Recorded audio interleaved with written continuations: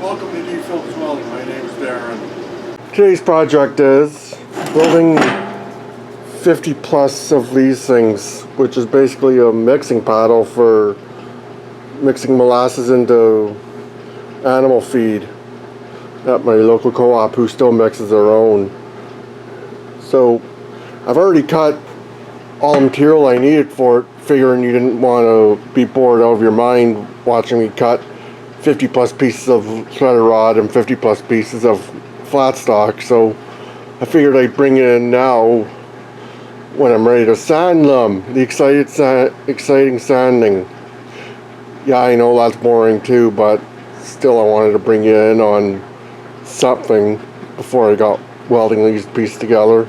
Only difference between this one and the ones I'm doing is the flat piece on the bottom is going to be about an inch longer by request of the customer. So the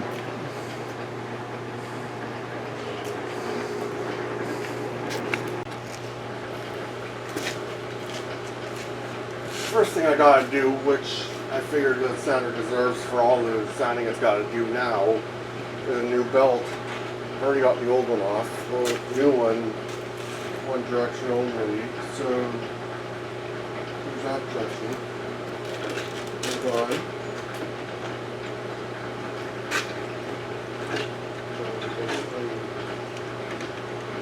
This.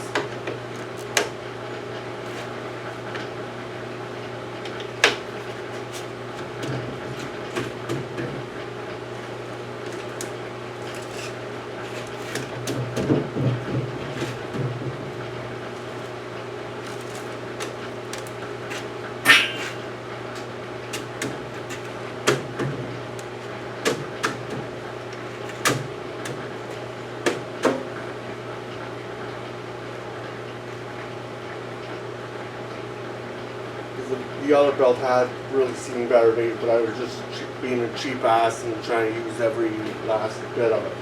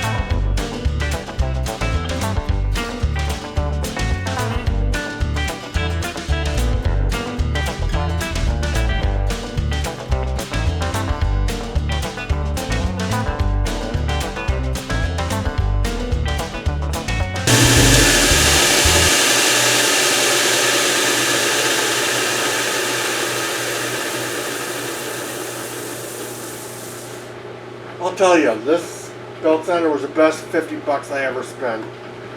Yeah, you heard me right, 50 bucks. If I wanted to sell again, I bet I could get 50 for it still. But it's working good for what I wanted it for. Because I just did all those 100 plus pieces in I don't know how long, but it's a lot faster than would have been doing it on the bench grinder or the angle grinder. Okay, I've just been working on welding these things together. I know, I should show you a couple welds and a couple while I'm welding them, which, don't you worry, Ike saved you a couple. But I didn't figure I'd want to bore you with that many getting welded all at once for how long it would take me. So I'm basically gonna just show you on two of them, the last two, what's involved in doing it. This is a jig I've been using. I had to modify it from the first time I did it, because the first time they wanted a 1/2 inch stick out, but now they wanted an 1 inch stick out, so I had to add another piece on Cook Fast just to add a 1/2 inch to the stopper for the threaded rod.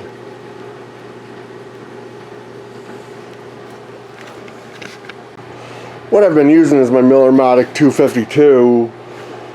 Settings are, because I know people will ask me, 23 volts and 300 inches per minute, 045 solid core wire, and 92.8 gas mix, which is 92% argon, 8% CO2, which your standard gas is 75-25, which this is a way hotter gas to be able to do thick stuff. So that's basically my settings, and I'm just doing a 1 to 2 inch weld on each corner of the parts on 4 corners.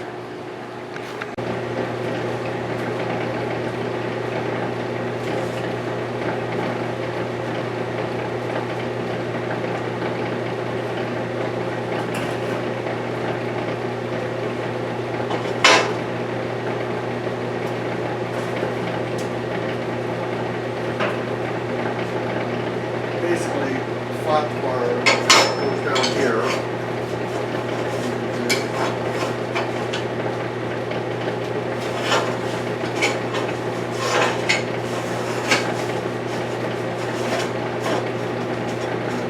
The grinder rod goes on top and plugs up the last socket goes in. Now here's where I say, do as I say, not as I do. Please don't do what I'm about to do. No helmet.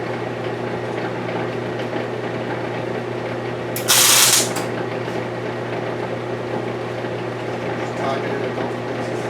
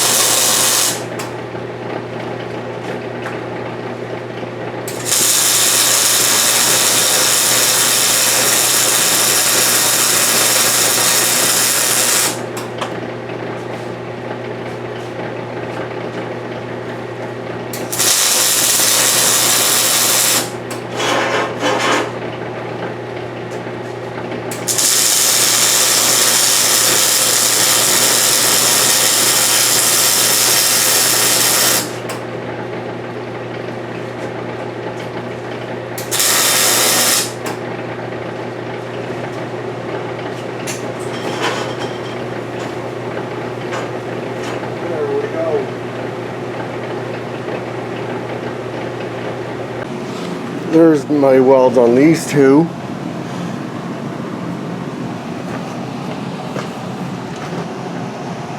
Some of them don't look the best because my welder was acting up, as you could hear right there. But on some of these, they're flawless welds. Like that one right there. That one right there. Those ones. So you pretty much get the gist of how they were mostly working out, which is nicely. Now all I got left to do, which I gotta wait till they cool to do, is chase the threads on the end so they can still easily thread into the machine how they're supposed to. I'll get back to you when I do that.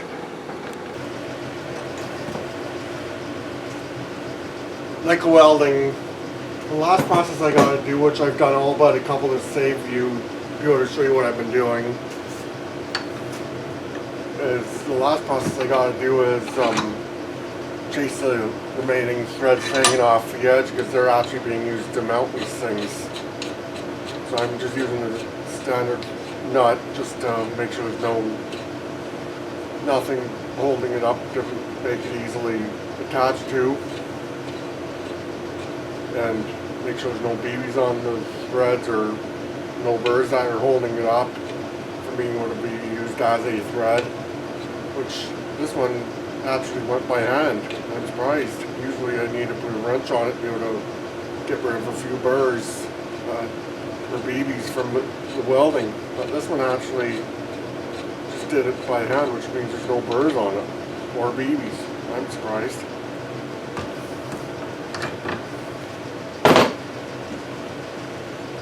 This one, the last one,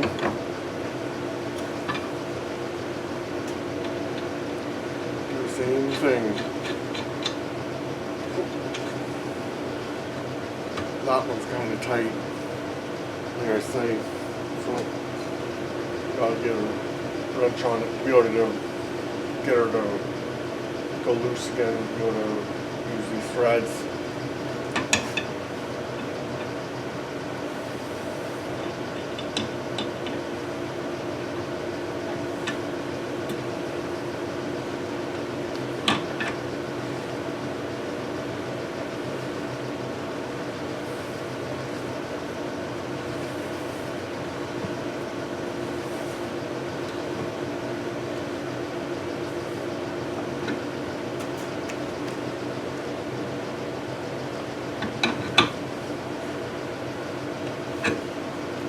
There we go, back her off.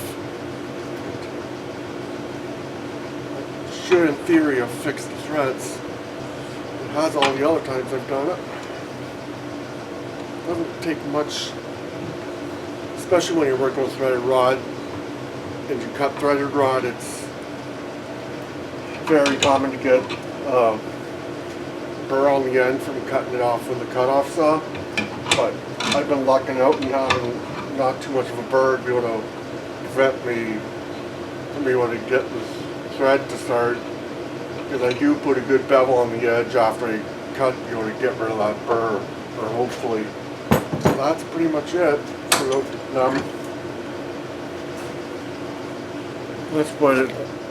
that's what it looks like after it's actually done totally, with the additional inch they wanted and everything.